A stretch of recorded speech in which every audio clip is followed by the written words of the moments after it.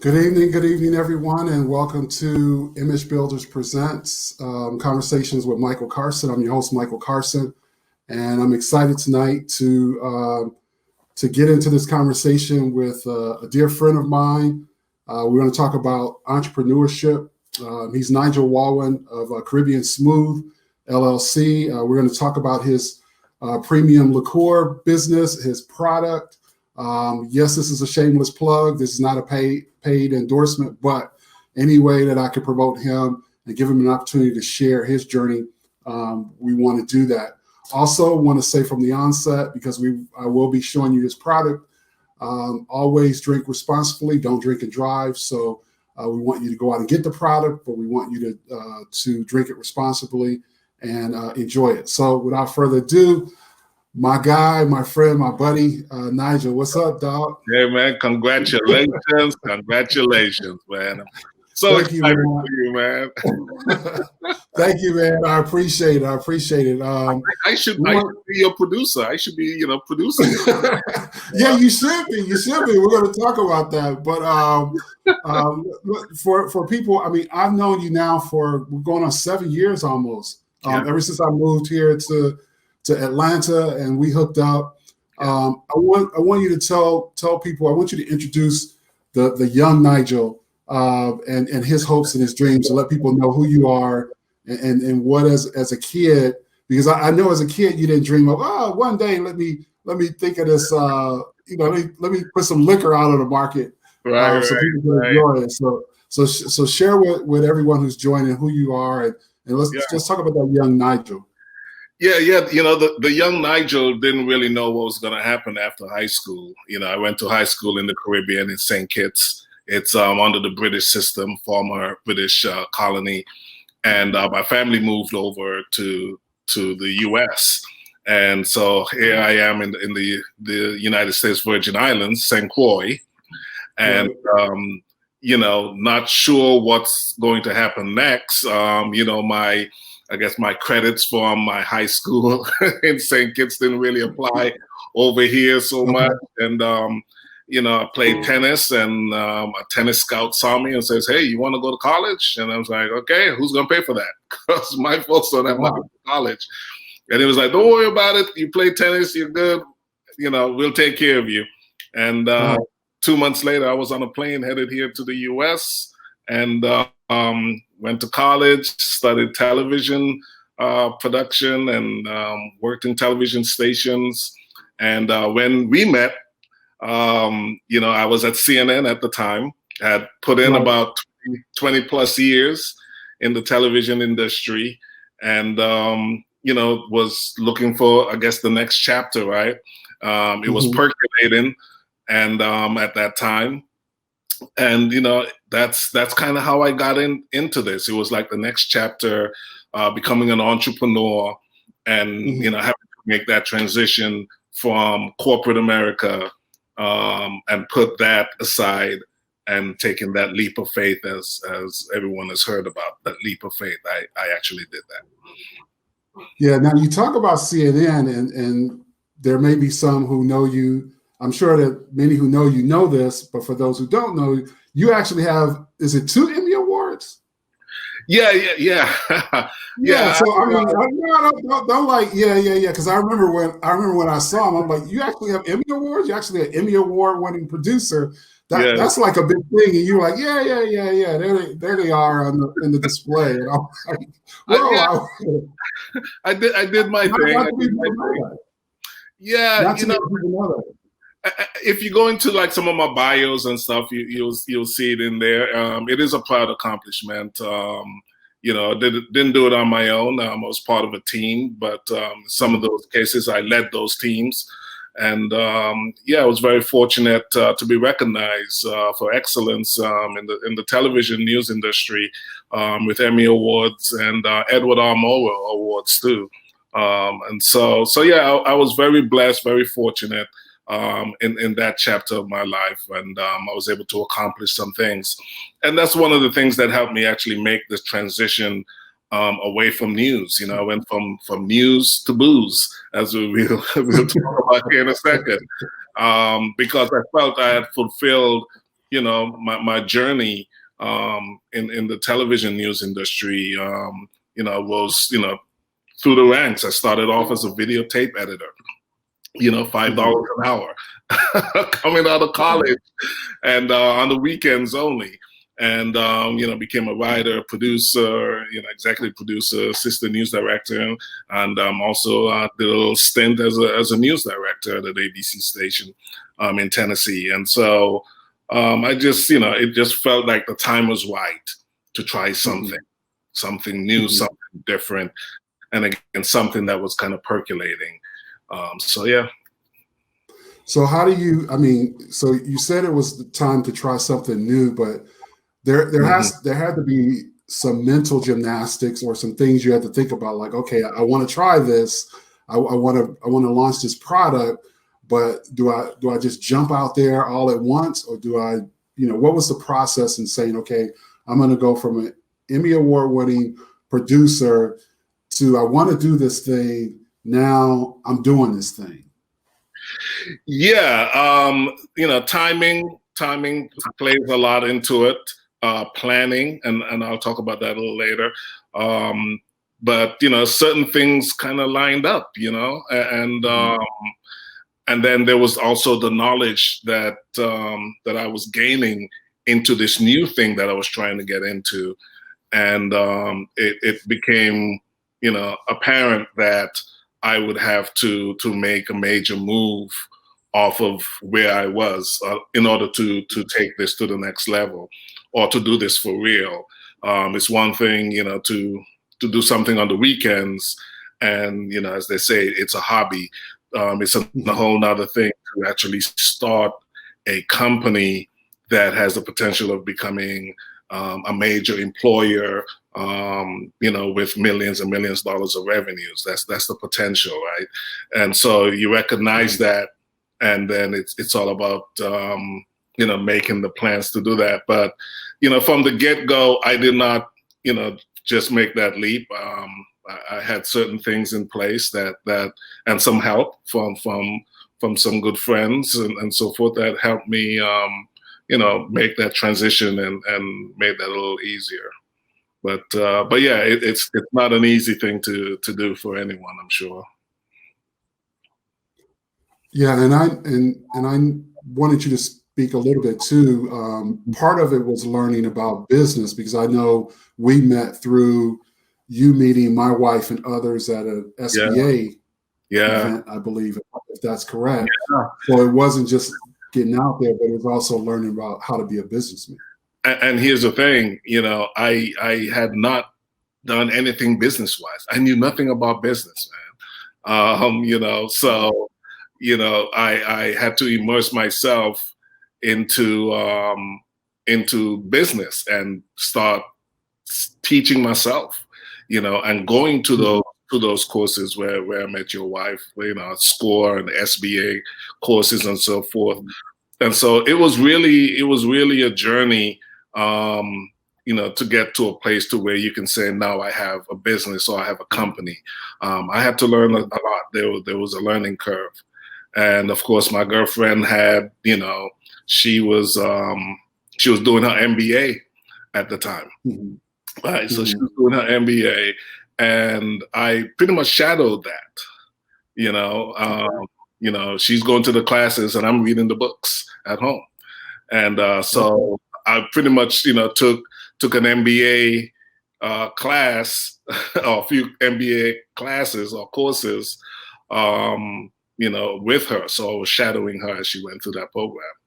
And was that intentional, because you were making that switch from, okay, I'm leaping into this thing with some faith, of course, but there's also some financial constraints as well. Yeah, and I had to. There had to be some preparations. I definitely had to, make some adjustments in my personal life as well. Because when that paycheck stops, then but fortunately I was able to do some things that helped propel me and helped propel the progression of forming the company helped me pay some bills, of course, and learn the business and learn about business at the same time. Mm-hmm. So when I said, man, things lined up, things really lined up, including even meeting, you and that, and how that, and that was a major move. And I will let the audience know that, what you're seeing, the Ou-Oui, that would not be possible without this man right here, who did one of the kindest thing I've ever caused a human being doing for another. Before we even met face to face, Michael, you already went to work. And I'll give a shameless plug. One of the things that I still do to this day, and I was working with someone yesterday, is assist small businesses with protecting their brand, and it's so important that as you so many people have an idea about a brand that they want to launch or a business they want to start. Everybody's busy trying to get it started. They want to get the bag, they want to get the money, but they don't protect it, or they allow others to leech off of it, and then it's no longer theirs. It's someone else's brand, someone else's vision, and not theirs. So no, it's just something that I do and something that I enjoy doing. Well, it was again. I would just want to say it was poignant, right? It was definitely a profound act of kindness that you did. You did not take a dime. That doesn't mean he's not going to take a dime from you. Right. Right. That's not for everybody. But we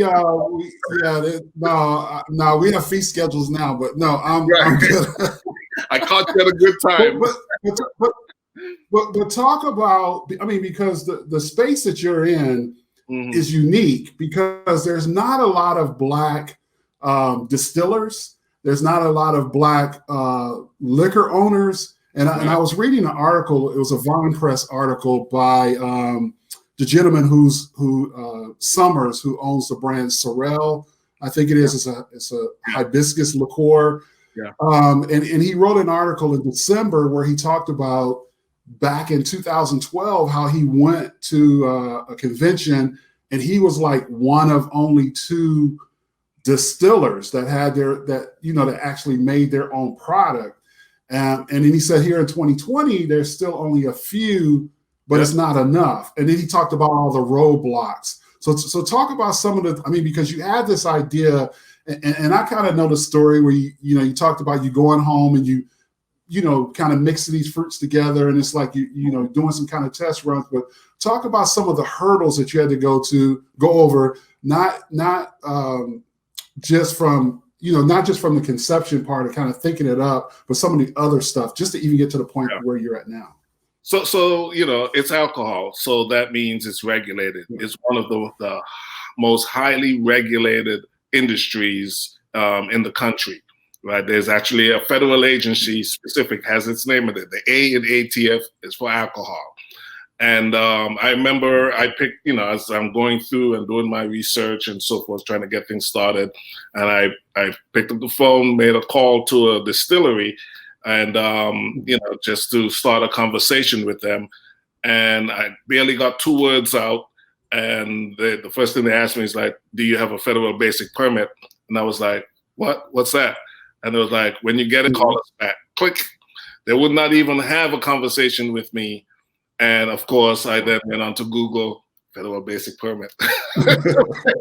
Right. And no, that's real. That's real. Yeah. And that was, the beginning of a very onerous process of getting licensing, getting certification,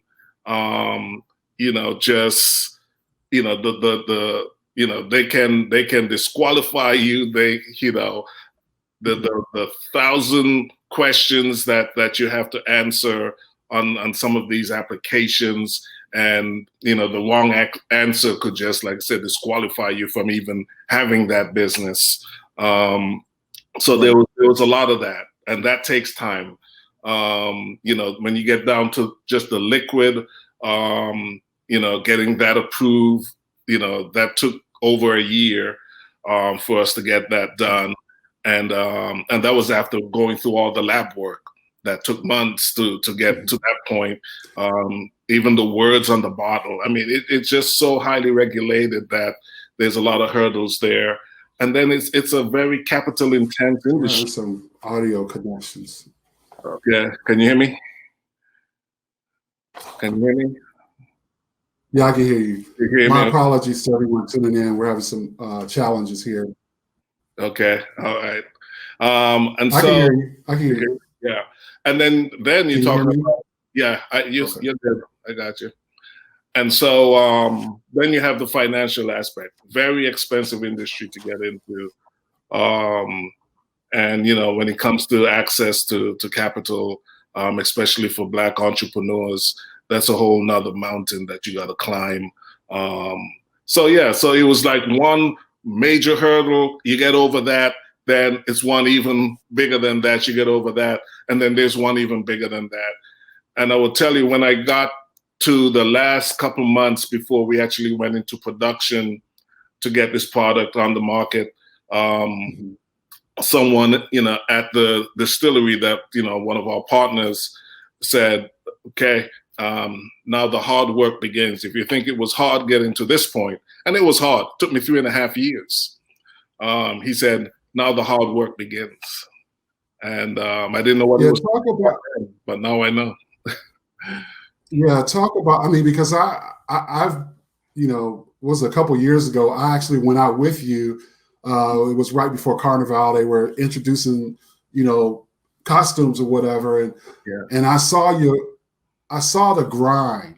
Talk about as a Black man, we're both tall men, we could be imposing. Talk about from that perspective, going into various bars or restaurants and other places saying, hey, here's my product.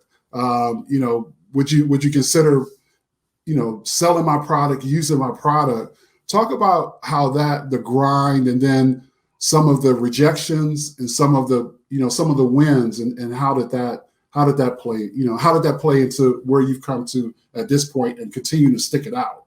Because I know at some point in the back of your mind, it was like, this might not work, or this isn't where I thought it would be at this point. Yeah, because you think you have a product, right? And everybody want to sell it, right? Because you have a product. Right. And I didn't realize, even I heard that that's really, really hard to get your product into these stores. I still didn't really have a sense of that until I was actually in it. And I got a little taste of it before, like about a year before the product came out.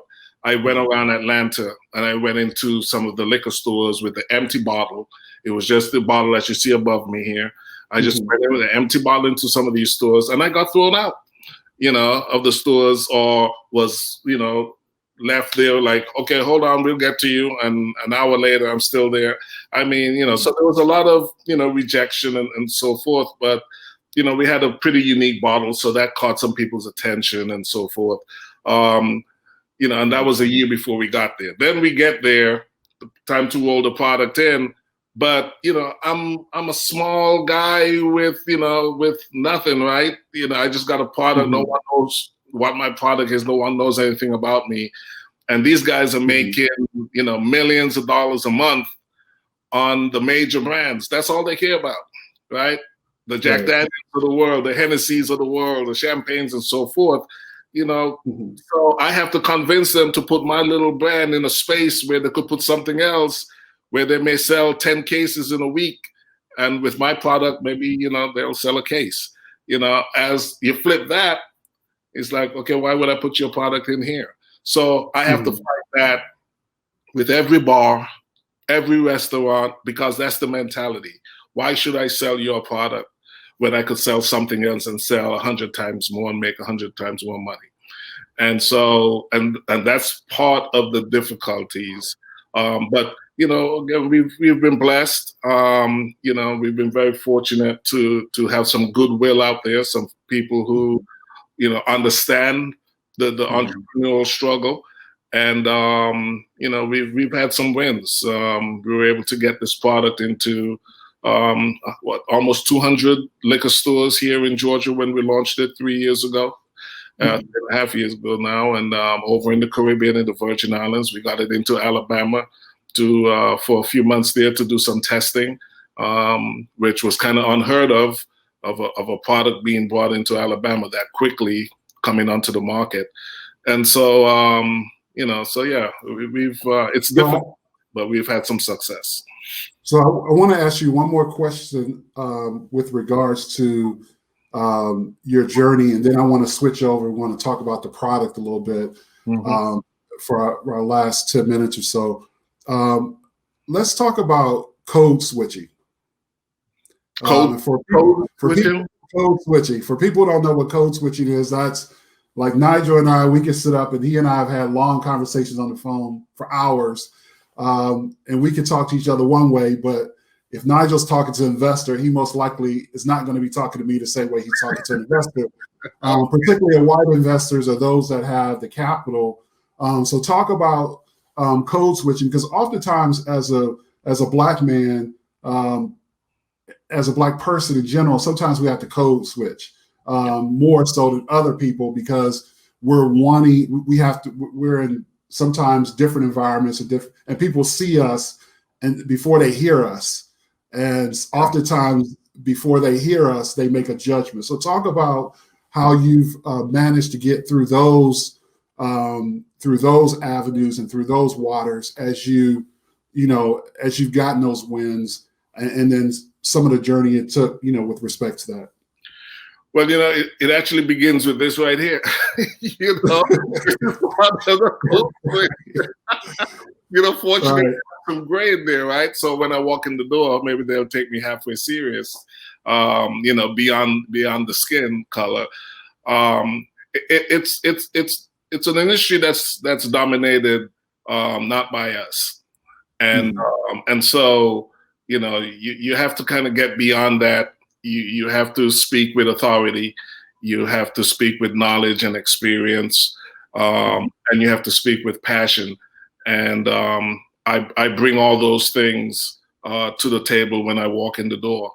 And whether it's a 75-year-old white male or a 30-something-year-old white female, I'm gonna have a very knowledgeable and intellectual conversation with that person about my product and how I can help them make money, because that's bottom line when it comes down to.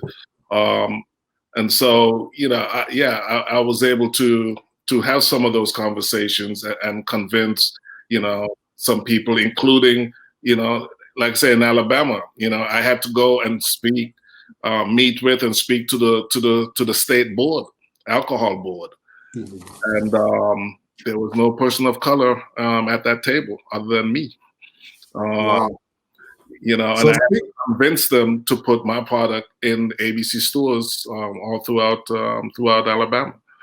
And so it's code switching. I didn't realize that was a term. It is a term. It's a real term. And so speaking of passion, I'm gonna plug it for everyone to see. I have passion fruit here, and I have guava pineapple. Both of these are mine. And when you come over, maybe I'll let you try them. But more importantly, we want you to go out and purchase this product. Again, don't drink and drive, drink responsibly. But talk about the product, man. It's a good product. You have a name, Ou-Oui. Again, where's my camera? There's the product. There's the name, Ou-Oui. Oh yeah. You got the lips and everything. So talk about Ou-Oui and what it, why Ou-Oui, what it tastes like. Are men saying Ou-Oui? Are women saying Ou-Oui? Good question. Both are, but we prefer to hear the women say it, of course, because this product was designed, with women in mind. I wanted to create something that was very easy comfortable to drink, easy to make cocktails. The ladies are doing a whole bunch of stuff now. They're working outside of the home. They're then coming home to work, and then they just want to chill. They want to think about that great drink that they had. They can just grab a bottle of Ou-Oui. So you get your passion fruit, you get a bottle of guava pineapple. You put those together, put a little splash of ginger ale and a little splash of pineapple juice, shake, and you've got a rum punch, right?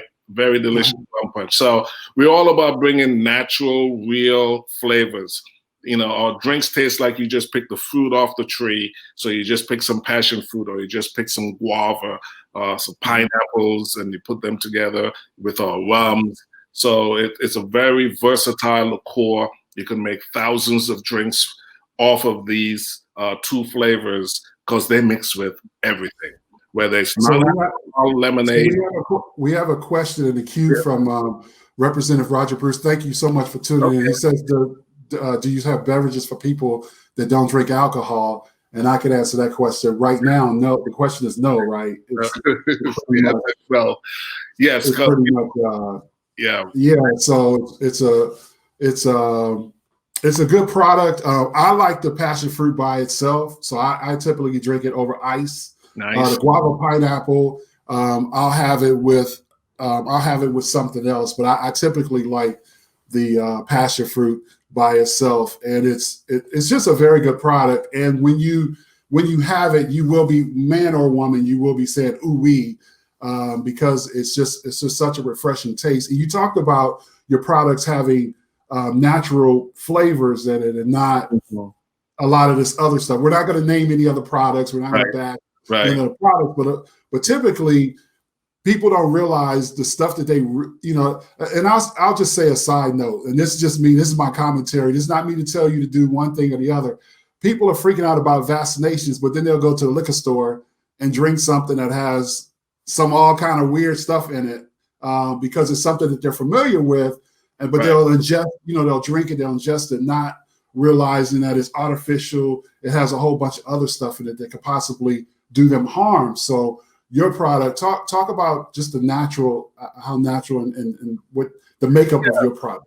Yeah, growing up in the Caribbean, right? I would go into the backyard and I would pick whatever fruits back there. My parents had just about everything back there, so I wanted to bring kind of that experience to this product, and so that's why we use the real fruit to flavor our liqueurs along with the rums. We put some spices in there and so forth, and we think that really makes a difference. We're the only liqueur in the country, the only alcohol product, I should say, in the country that has real guava in it. Real guava, not artificially flavored. And so that's the difference. That's how we differentiate ourselves from everything else that's out there. It's very unique. We're the only company that's doing anything like this. And like I said, in the liquor stores, the people who work the liquor stores will tell you this is one of the most versatile products on the shelf in their stores. Well, let's talk about your current campaign. We have a few more minutes, but let's talk about your current campaign. If people will see the ticker at the bottom, wefunder.com, sip Ou-Oui.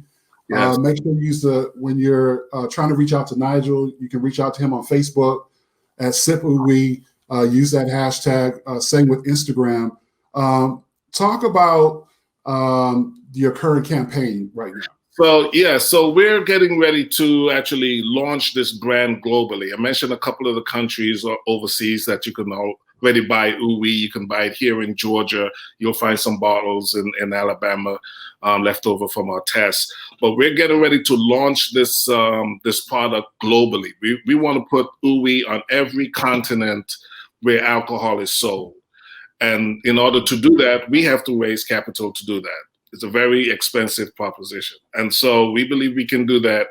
And we want our fans, our customers to be a part of this. So you can invest in our early stage company, become part owner. So think about this for a second.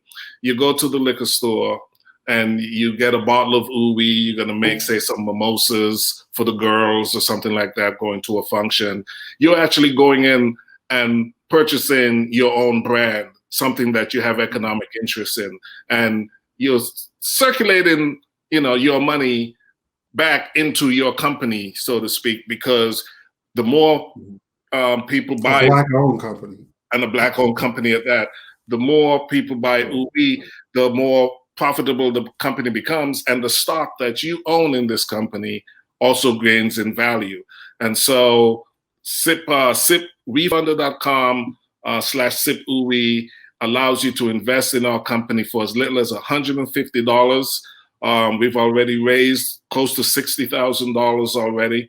We're in an extension period right now where it's going to, we're going to have to close this out. So this is a very, very limited time. And so if you want to be an investor, to become part owner of this liquor brand before it goes worldwide, come join us, join this journey, be a part of this amazing brand and this amazing venture. And for as little as $150 buys you shares in this company.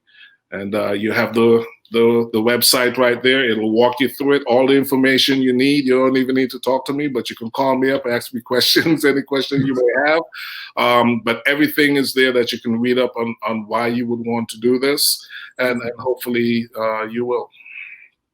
Yeah, so many people are asking, when is the next tasting? When is the next tasting? I know COVID has restricted a lot of that. I mean, we've had, I've been to a number of tastings. We've had, we've had a tasting at our men's conference. The product is good. I'm telling you, the product is very good. I highly recommend it. And you definitely want to get on it. We've invested. And my wife asked me, she said, did you put my name on that investment? I was like, nah, it's just my name. So I'm going to have her go do her own investment. Yes, yeah. So she can have her name on. Yeah, Dad, you want to get in on your own. Yeah, so she can have her own name on the investment, her investment, and she can say that she's her own owner as well. I see a couple of our investors on there. I see Robin, Robin. Ou-Beavrs. Ou-Beavrs is one of our investors. So she's man. Ou-Beavrs reached out to me and friend requested me, so I'll be confirming that Ou-Beavrs very soon after we're done tonight. Well, look, you guys, thank you so much for joining us tonight. I'm not going to have people on my show who aren't making a difference, who want to make a difference. Nigel is definitely making a difference in this game, in this alcohol game, and he's not just putting out a product, but he's putting out a product that he feels passionate about, that he's invested his time, his hard-earned money, his just everything that he has is in this product. And so I wanted to give him an opportunity to talk about his journey, but also give you an opportunity to support it. Go to WeFunder.com/Sip Ou-Oui. Consider becoming an investor at $150. We're going to sign off in a second. I have one question that I'm going to give him an opportunity to have the final last word. And if you follow me on Instagram, I'm Michael Carson Jr., MichaelCarson Jr. You can follow me on Instagram. Nigel and I are going to hop on Instagram right after this call, sometime around 7:40 or so, for about 10 minutes to give you an opportunity to ask further questions, and also some of our friends on Instagram Live, give them an opportunity to chime in. So one last question for you, Nigel. Yeah. Curry goat or stewed fish? Curry goat every time. I know the curry goat is fire. Your friend, give your friend a shout out. Yeah, man, my buddy Finn, man. Finn. Yeah, that's right. Finn, the curry goat is legit. I'm telling you, the curry goat is legit. That I've had it, and I think when we had it, we were kind of like, we're going to eat some, and then we were trying to see who was going to take some home. If he was going to take some, but the curry goat is definitely legit. Man, before we get out of here, I want to give you an opportunity to have the last word. Yeah. So what is your message to men who they're on a 9-to-5 job, but they also have a dream to become an entrepreneur? What is your message to them as we close out this show? Have a plan, have a short-term plan so that you can work that 9-to-5, continue paying the bills, but still dedicating time into building that dream and getting whatever it is off the ground. But part of that plan needs to have a transition, because if you're going to really, become an entrepreneur that takes your hobby, right, and turn it into a company that will take care of you and your family, forever, then you need to make that transition off of that 9-to-5 and into your company, because you're going to have to put in 20 hours a day into your company, and you can't do that when you have a 9-to-5. So short-term plan, how you can do both, have a timeline to make that transition, and have a plan to continue to pay the bills, because that company may not be able to pay those bills for you for a number of years. So plan it out, execute it, and go fearlessly into that journey. Excellent. That's excellent. Excellent way to close the show. Look, I've enjoyed this time with Nigel. Again, follow us. If you follow me on Instagram, Michael Carson Jr., the JR at the end, I am a junior. Follow me on Instagram. We're going to be on Instagram Live shortly, just to kind of follow up to this conversation, but to also give you opportunity to join us on there, and others to join us on that platform. Look, join us here every Thursday night at 7 o'clock for Conversations with Michael Carson. Next week, we got another excellent show for you. We're going to be talking about Black men and bullying, specifically as it relates to public safety and in the internet space. I have an excellent person I'm going to chat with. So join us next week right here on Facebook Live at 7 p.m. Until then, continued blessings. Have a wonderful evening. Thank you so much, Nigel. Appreciate you, man. Yes, thank you for having me, man. Thank you so much.